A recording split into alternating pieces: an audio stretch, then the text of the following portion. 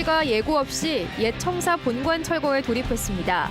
철거에 반대하는 시민단체와 마찰을 빚으며 공사는 일단 중단됐습니다. 이번 전격 철거로 청주시는 강경한 입장을 재확인했습니다. 청주시의회 야당 의원들도 반발에 가세했습니다. 무심천변 백로 무리 때문에 환경 문제를 고민하던 청주시가 피할 수 없는 공생을 택했습니다.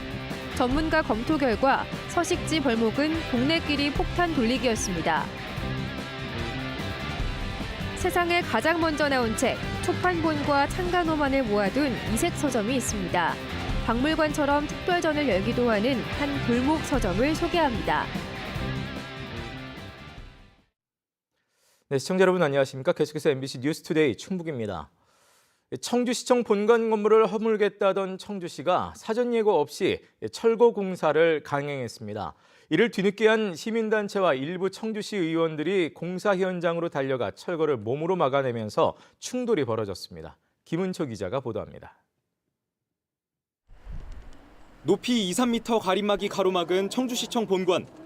시민단체 회원들이 힘으로 가림막을 밀어젖히자 이를 막으려는 공사 관계자 사이에서 승강이가 벌어집니다.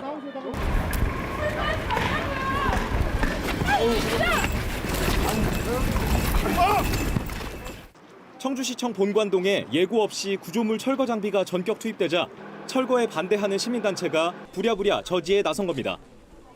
이 시민단체와 뜻을 함께 해왔던 청주시 의회 민주당 의원들도 거들었습니다. 대치 상황에서 설전도 오갔습니다. 지금 와서 공사 현장 들어와서 하시는 행위는 어떻게 하시고요? 나가셔요. 됐습니다. 시민의 권리예요, 이것도. 우리 땅에서 왜 못 나가요, 우리가. 구조물 철거 시점을 못 박지 않았던 청주시는 돌연 문화재청과의 협의가 마무리됐다며 철거 공사를 시작했습니다. 1층 로비의 와플 슬라브 구조와 파사드 등 일부만 보존한다는 문화재청과의 협의 내용도 공개했습니다. 그동안 우리 청주시와 문화재청이 협의를 통해서 문화재, 또 역사, 건축, 구조 전문가들로 논의를 해왔습니다. 시민단체는 쫓기듯 강행하는 철거에 의구심을 드러내고 있습니다. 그 파사드를 보존하는 것으로 합의를 했다고 합니다. 안전장치, 보존장치 설치가 먼저라고 저희는 생각하고요. 실제 철거 장비에 시동이 걸렸지만 외벽을 허물기 직전 시민단체가 막아서면서 공사는 일단 중단됐습니다. 시민단체는 철거를 막겠다며 현장 철야 농성에 들어갔고 청주시는 이들 시민단체를 경찰에 신고하기도 했습니다. 반발 움직임이 본격화한 가운데 청주시청 본관 철거 공사가 언제 재개될지는 미지수로 남게 됐습니다. MBC 뉴스 김우초입니다. 네, 이렇게 위험하게 현장에서 몸으로 막아서면서 이 청주시청 본관 철거 작업은 중단됐고 갈등은 여전히 계속되고 있습니다. 자, 이 같은 사태가 왜 빚어졌는지 또 무엇이 문제인지 김영일 기자가 짚어봤습니다. 친일의 잔재다. 지켜야 할 문화재다. 청주시청 본관 건물에 대한 원론적인 가치 차이에서 시작한 갈등은 여전히 평행선입니다. 청주시는 보다 적은 비용으로 효율적으로 신청사를 건립하기 위해서는 친일 논란이 있는 본관 건물을 철거해야 한다는 입장을 고수하고 있습니다. 또 본관 건물을 놓고 10년간 이어진 논란을 빨리 끝내야 한다며 철거를 서두르고 있습니다. 최근 문화재청과 함께 구성한 협의체에서 1층 로비를 포함해 와플 슬라브 구조와 연결된 건물 일부를 보존하라는 제안도 어쩔 수 없이 수용하기는 했지만 친일 잔재도 역사의 일부라는 말로 불만을 드러냈습니다. 돛대, 우길기, 난간 구조가 일본의 건축 양식과 더 맞다고 저는 생각을 하는데 그런 역사도 역사니까. 하지만 더불어민주당 청주시의원들과 시민사회단체의 입장은 강경합니다. 착공 예정일까지 2년 넘게 남은 상황에서 문화재청에서 근대문화재 등록을 권고할 정도로 가치 있는 건물이 보존 방안도 없이 사라져서는 안 된다며 철거를 반대하고 있습니다. 또 시청사 건립을 위해 3,400억 원이라는 비용은 너무 과하다며 원점 재검토해야 한다는 주장도 새롭게 내놨습니다. 지난 1일 청주시가 시청 본관 철거를 결정하고서도 지금까지도 시의회에 아무런 설명도 하지 않고 기습 철거에 나섰다는 점도 문제 삼았습니다. 문화재청과 협의된 내용 그리고 본관동을 부분 존치한다는데 어떻게 존치할 것인지 방식들 그런 거에 대해서 절차에 따라서 의회 시민의 대표의회에 보고를 하고 시민들께 알린 뒤에 철거를 해도 충분하지 않느냐. 하루라도 빨리 본관 건물을 철거하겠다는 청주시와 철거에 앞서 충분한 소통이 먼저라는 민주당 시의원들과 시민사회단체.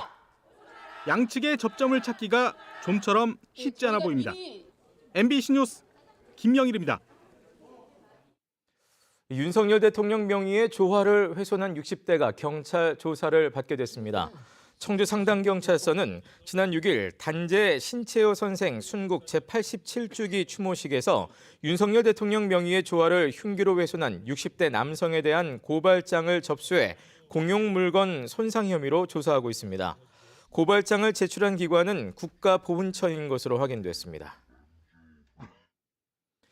아내가 바람을 피워 낳은 아이까지 남편의 자녀로 추정하는 민법 조항에 대한 개정안이 발의됐습니다.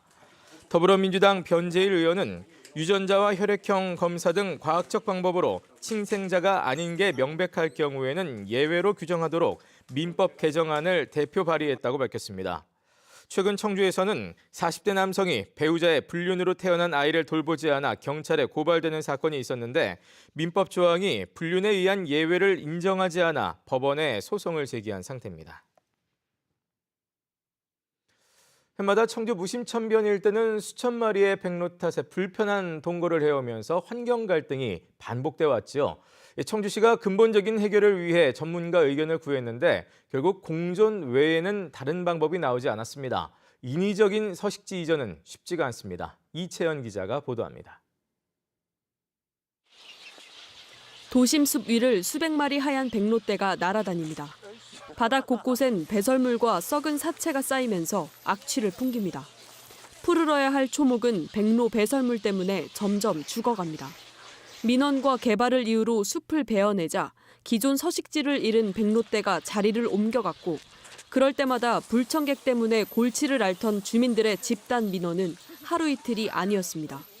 8년 새 4차례 서식지를 베어냈지만 주변으로 백로떼가 옮겨가는 사실상 폭탄 돌리기였습니다. 이 밖에 서 있으면 막 날려요. 그래서 입을 땀으로 해야 돼요. 입을.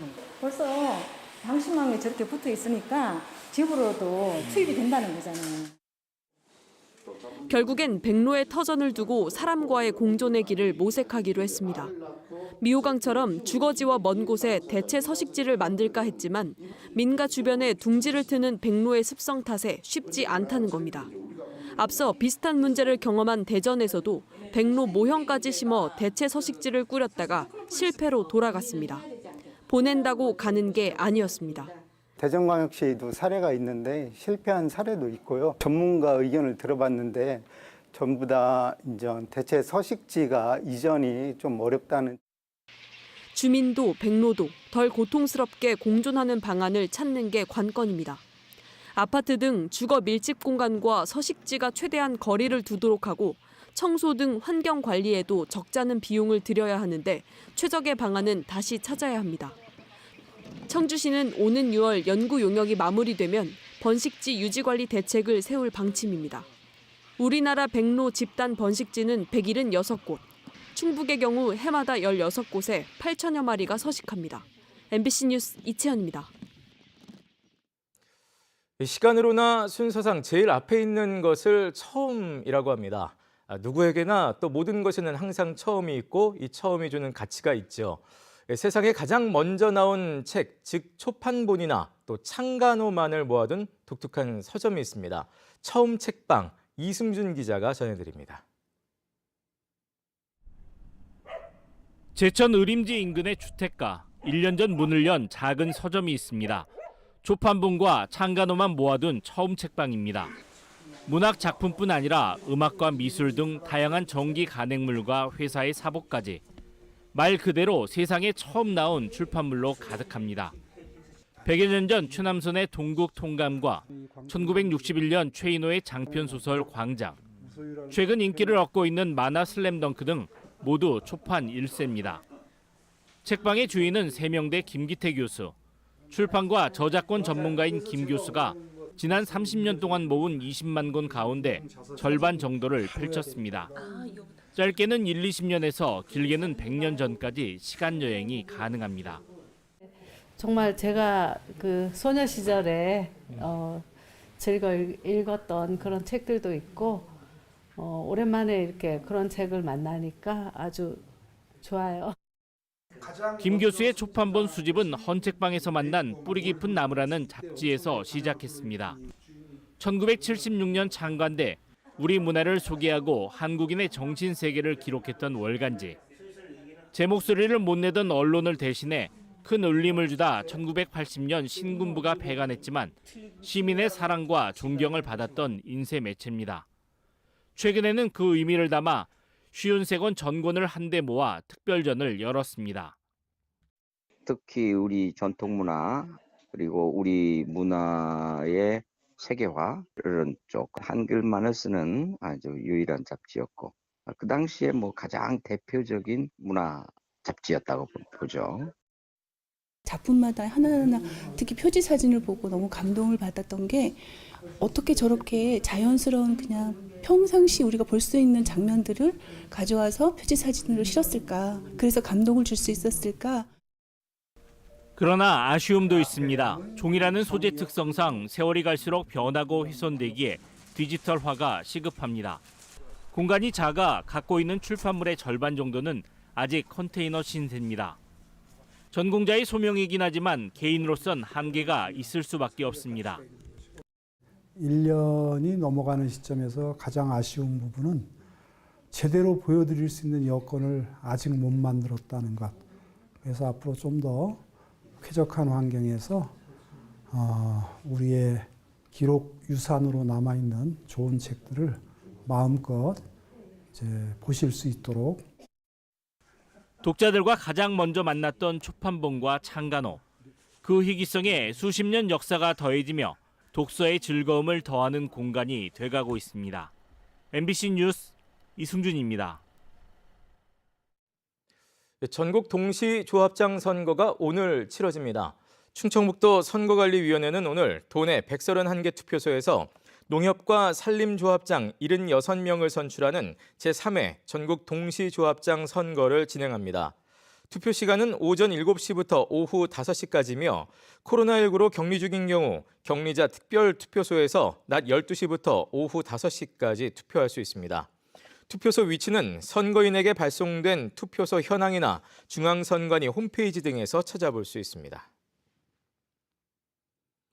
제41회 충북연극제가 오는 15일부터 닷새 동안 열립니다.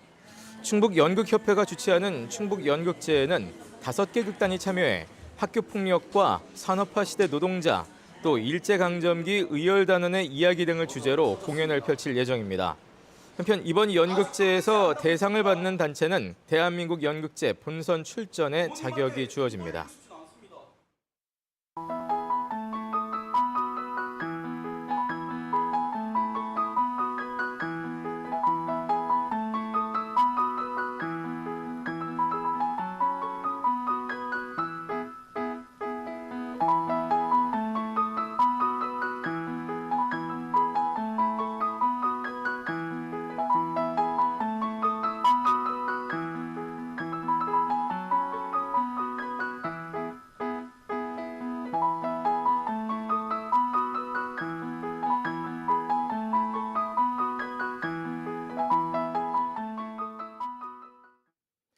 영동군 의회가 오는 5월 폐지가 예고된 충북 종단 열차를 계속 운행할 것을 촉구했습니다.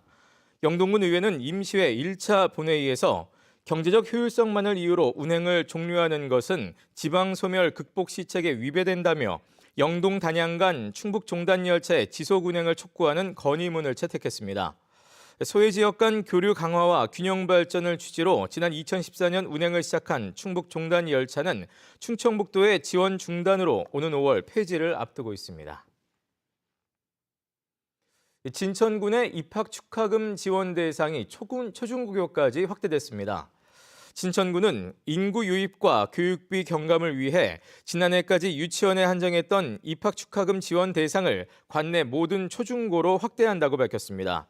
이에 따른 대상자는 2,900여 명으로 소요 예산은 1인당 10만 원씩 모두 2억 9천여만 원입니다. 진천구는 충북시군 가운데에는 처음으로 지난 2019년 유치원 입학 축하금 제도를 도입했습니다. 제천시가 천연물 관련 창업 중소기업을 위한 천연물 지식산업센터를 건립합니다. 제천시는 왕암동 제2바이오밸리에서 천연물 지식산업센터 기공식을 열고 내년 11월까지 292억 원을 들여 지하 1층, 지상 5층 규모로 임대형 공장과 사무실, 근린생활시설 등을 지을 예정입니다. 천연물 지식산업센터는 기존 천연물 산업관, 한방산업관 등과 연계해 천연물 산업의 집적화를 이루게 됩니다. 음성군이 무분별한 물류창고 건립에 따른 교통과 화재 우려 등의 문제를 개선하기 위해 유통형 지구단위 계획 수립 기준을 제정했습니다. 음성군의 유통형 지구단위 계획은 10가구 이상 주거지로부터 200m 안에는 부지 3만 제곱미터 이상 규모의 물류창고를 지을 수 없도록 했습니다. 네, 뉴스를 마칩니다. 고맙습니다.